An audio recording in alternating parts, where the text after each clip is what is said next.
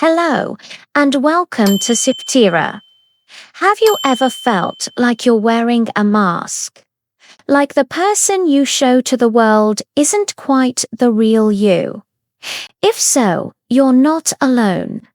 The brilliant psychologist Carl Jung had a name for this social mask, the persona. Today, we're going to explore what the persona is, why we all have one, and how it shapes our lives in ways we might not even realize. The word persona actually comes from the Latin word for the masks worn by actors in ancient theatre. It's the version of ourselves that we present to others' work, with friends, even with family. It's our public face, carefully crafted to fit in, to be accepted, and to navigate social situations smoothly. Think about it.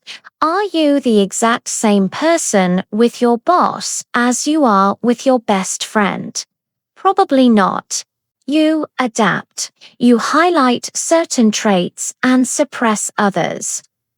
That's your persona in action. Now, having a persona isn't a bad thing.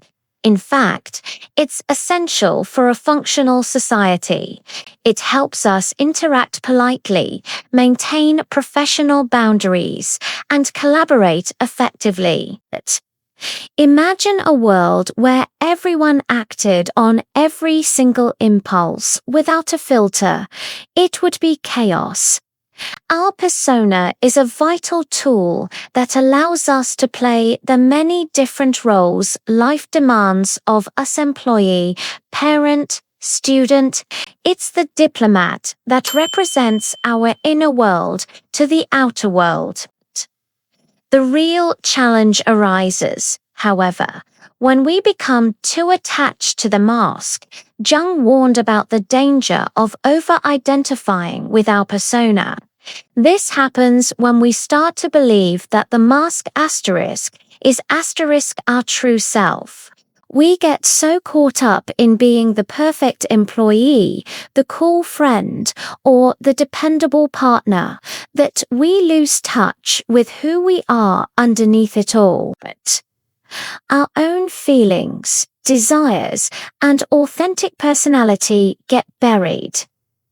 This can lead to a feeling of emptiness, of being a fraud in your own life, because you're living for the approval of others instead of for yourself. So, how do we find the balance? The key is self-awareness.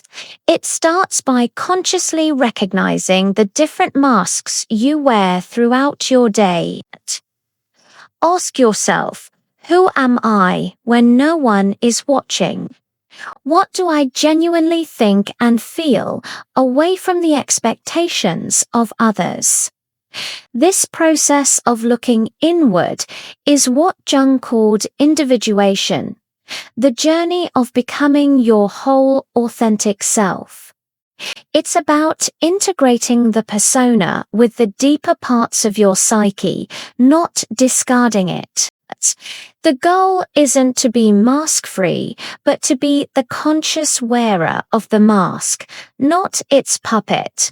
By understanding your persona, you can use it as the powerful tool it's meant to be, without letting it define you. You can learn to be authentic in your relationships while still being socially adept. It's a journey of self-discovery that leads to a more fulfilling and genuine life.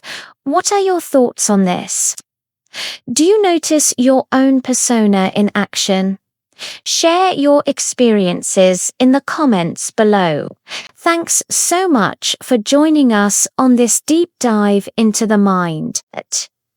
If you enjoyed this journey, please give this video a thumbs up and subscribe to Psyphoria for more insights into psychology and self-growth. See you in the next one.